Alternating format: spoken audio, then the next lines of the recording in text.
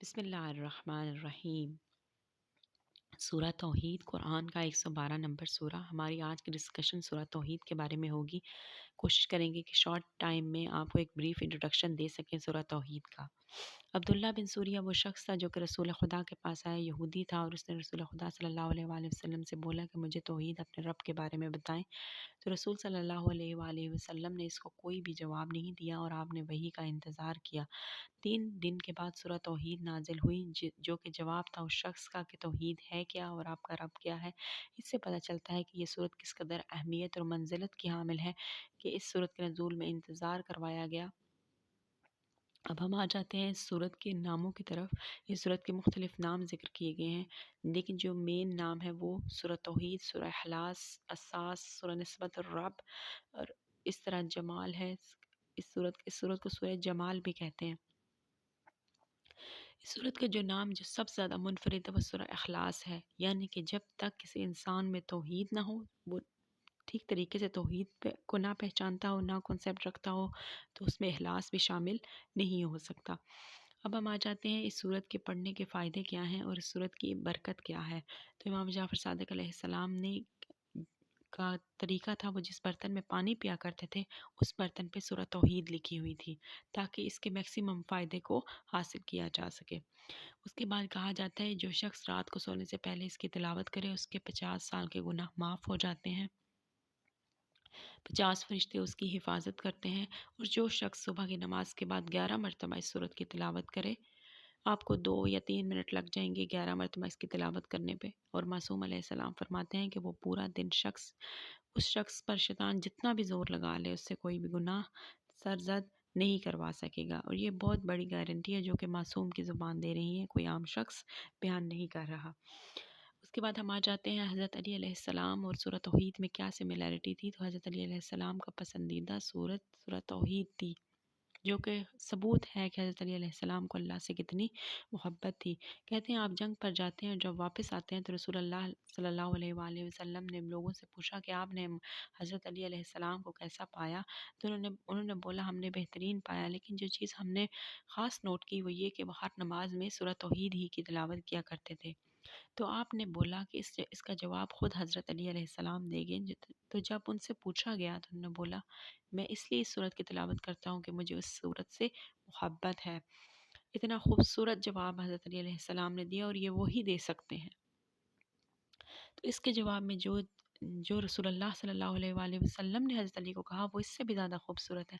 آپ نے فرمایا یا علی کوئی اس وقت تک اللہ سے محبت نہیں کر سکتا جب تک کہ وہ خود نہ چاہے، یعنی کہ اللہ بھی چاہتا ہے آپ ان سے محبت کریں۔ تو حضرت علی علیہ السلام کی زندگی میں ہمیں جس قدر خلوص، جس قدر ایمان کی بلندی، کل ایمان، اور جس طرح سب چیزیں نظر آتی ہیں وہ اسی چیز پہ بیس کرتی ہیں کہ آپ کی توحید بہت زیادہ اسٹرانگ تھی، اور آپ کو آپ کا یقین، آپ کا ایمان مکمل تھا۔ اب ہم آ جاتے ہیں کہ سورہ توحید اور حضرت علی علیہ السلام میں ایک اور سملیرٹی ہے۔ جیسا کہ کہا جاتا ہے سورہ توحید کو ایک دفعہ تلاوت کریں تو 1/3 قرآن کی تلاوت کا ثواب ملتا ہے، 2 دفعہ 2 حصے قرآن کی تلاوت کا، 3 دفعہ تلاوت کریں تو کل قرآن کی تلاوت کا ثواب ملتا ہے۔ تو یہی بات رسول اللہ نے حضرت علی علیہ السلام کے بارے میں فرمائی، یا علی جو کوئی آپ سے زبان کی حد تک محبت رکھے گا اس کا ایک حصہ ہے، جو زبان کے ساتھ دل میں آپ کی محبت رکھے گا اس کے 2 حصے ہیں، اور جو زبان، دل اور عمل میں آپ کو لے کر آئے گا، آپ کی محبت کو دکھائے گا، اس کو تینوں درجوں پر فائز ہو جائے گا۔ یہ بہت عظیم بات ہے۔ اب ہم آ جاتے ہیں سورہ توحید کی جب ہم تلاوت کرتے ہیں تو جو مین پوائنٹس نکالے گئے ہیں ان کی طرف کچھ ذکر کر لیتے ہیں، جیسا کہ ہے بسم اللہ الرحمن الرحیم، قل هو اللہ احد۔ احد یہاں پر ذکر ہوا ہے، واحد ذکر نہیں ہوا۔ اگر ہم عربی کو دیکھیں تو ایک واحد کو کہا جاتا ہے۔ اللہ ایک ہے، یعنی کہ واحد، لیکن واحد وہ ہے جس کو آپ ملٹیپلائی کر سکتے ہیں، ڈیوائڈ کر سکتے ہیں، مائنس کر سکتے ہیں، لیکن احد وہ نہ ڈیوائڈ نہ ملٹیپلائی، کچھ بھی نہیں، اس جیسا کچھ بھی نہیں۔ احد جس کو جدا بھی نہیں کیا جا سکتا، تو اس جیسا کوئی بھی نہیں ہے۔ یہاں پر ایک ہی لائن میں اللہ نے بتا دیا قل هو اللہ احد، کہہ دیجئے کہ اللہ ایک ہے۔ اب یہاں پر جو دوسری اس کی آیت ہے اللہ الصمد، یہ بہترین چھوٹی سی آیت ہے، لیکن اس کے بہت زیادہ مفہوم عمیق ہیں جو کہ امام جعفر صادق علیہ السلام سے ہمیں ملتے ہیں۔ جب پوچھا گیا اللہ الصمد کا کیا مطلب ہے تو آپ نے فرمایا یہ خود توحید ہے، اللہ الصمد۔ غور کریں، الف لام آپ نے بولا لکھا ہوا ہے لیکن بولنے میں نہیں آتا۔ اسی طرح خدا ہے لیکن نظر نہیں آتا، الف لام یعنی کہ ہڈن ہے، وہ ٹریئر ہے، وہ خزانہ ہے جو کہ نظر نہیں آتا۔ سواد صادق ہے، اللہ سچا ہے۔ میم مالک ہے، وہ خود ہی مالک ہے، وہ بے نیاز ہے، اسے کسی چیز کی بھی ضرورت نہیں کیونکہ ہر چیز کو پیدا کرنے والا وہ خود ہی ہے، وہ خالق ہے، وہ مالک ہے، وہ طاقت رکھتا ہے، وہ قدرت رکھتا ہے۔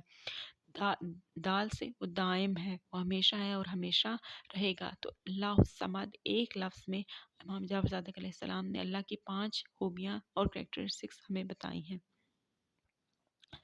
اس کے بعد ہم آ جاتے ہیں کہ لم یلد ولم یولد، نہ اس نے کسی کو پیدا کیا اور نہ وہ کسی سے پیدا ہوا، اور اس کا کوئی بھی ہمسر نہیں، اس جیسا کوئی بھی، اس کا کوئی کف کوئی ہمسر نہیں ہے۔